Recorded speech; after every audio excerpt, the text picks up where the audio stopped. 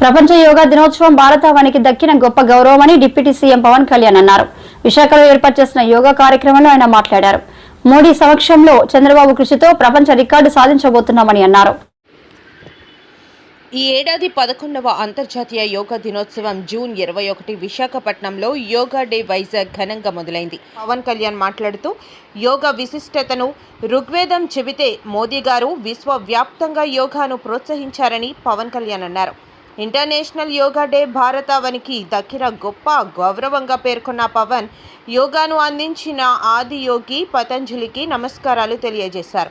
యోగా సాధకులు ఒత్తిడిని జయించి విజయం సాధిస్తారని ఆయన అభిప్రాయం వ్యక్తం చేశారు. త్రయామూర్తి దివాకర, ముందుగా సూర్య భగవానునికి నమస్సుమాంజలి తెలియజేస్తూ యోగ విద్యను అందించిన ఆది యోగి పరమశివునికి, ఆ మహాయోగ విద్యని మనకి పతంజలి మహర్షి యోగశాస్త్ర రూపంలో అందించారు. వారిరువురి పాదపద్మములకు నమస్కారాలు. మన యోగ విశిష్టతను, గొప్పదనాన్ని ఋగ్వేదంలో ఉన్న మహానుభావులు తెలియజేస్తే దానిని ప్రపంచవ్యాపితం చేసిన దార్శనికులు మాత్రం గౌరవ ప్రధానమంత్రి శ్రీ నరేంద్ర మోదీ గారు.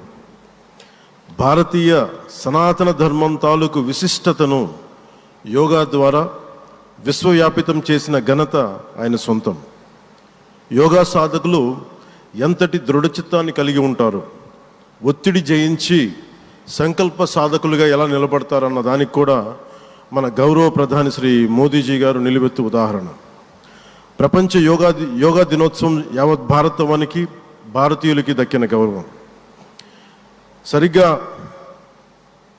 ఒక 2014లో అప్పటి ఐక్యరాజ్య సమితిలో గౌరవ ప్రధానమంత్రి మోదీ గారు ప్రవేశపెట్టినప్పుడు దాదాపు 177 దేశాలు ఈ రెజల్యూషన్కి మద్దతు పలికినాయి. ఇంతమంది మద్దతుని కూడగట్టగలిగి ఈ రోజున మనకి 2015 నుంచి యోగా దినోత్సవం ప్రారంభమైంది. ఈ రోజున గౌరవ ప్రధానమంత్రి మోదీజీ గారి పిలుపు మేరకు మనం మొదట విశాఖ 11వ యోగా దినోత్సవ సంబరాలు